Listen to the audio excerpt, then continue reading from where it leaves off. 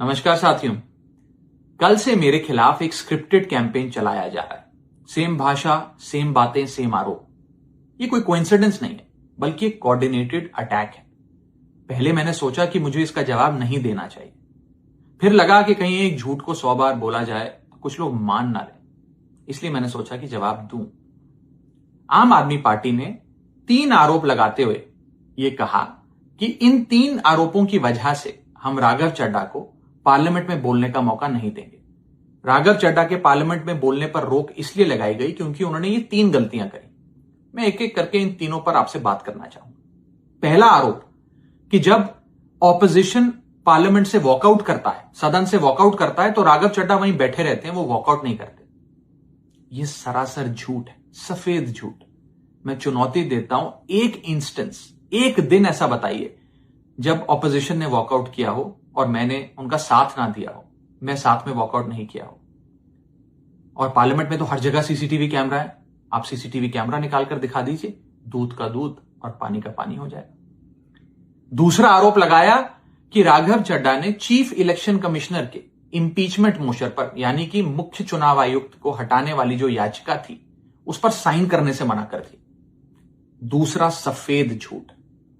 ना मुझे आम आदमी पार्टी के किसी भी नेता ने इस मोशन पर साइन करने के लिए कहा, ना औपचारिक तौर पर कहा, ना अनौपचारिक तौर पर कहा। और आम आदमी पार्टी के राज्यसभा में कुल 10 सांसद हैं, जिनमें से 6 या 7 सांसदों ने इस मोशन पर खुद ही साइन नहीं किया। तो भला इसमें मेरी क्या गलती?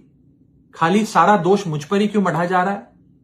और इस मोशन के लिए राज्यसभा में कुल 50 सिग्नेचर चाहिए होते हैं, यानी कि 105 विपक्षी सांसदों में से मात्र 50 सिग्नेचर से ये याचिका पूरी हो जाती। तो इतना शोर क्यों?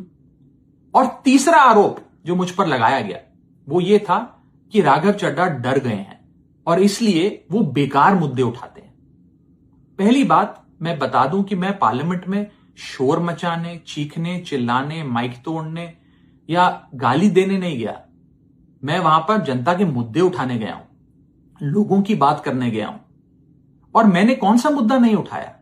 मैंने जीएसटी से लेकर इनकम टैक्स की बात करी, पंजाब के पानी से लेकर दिल्ली की हवा का मुद्दा उठाया, हमारे सरकारी स्कूलों की हालत से लेकर कैसे पब्लिक हेल्थ केयर इंस्टीट्यूशंस को मजबूत किया जाए, इंडियन रेलवेज में जो पैसेंजर्स ट्रैवल करते हैं उनकी समस्याएं रखी, यहां तक कि मेंस्ट्रुअल हेल्थ, एक ऐसा मुद्दा जिसके बारे में लोग बात करने से कतराते हैं, वो बातें तक रखी। बेरोजगारी से लेकर महंगाई तक तमाम मुद्दे उठाए। आप मेरे 4 साल का पार्लियामेंट का ट्रैक रिकॉर्ड उठाकर देख लीजिए।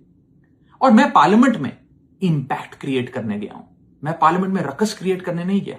ये टैक्स पेयर के पैसे से जो पार्लियामेंट चलती है, उस टैक्स पेयर के मुद्दे उठाने में पार्लियामेंट में गया हूं।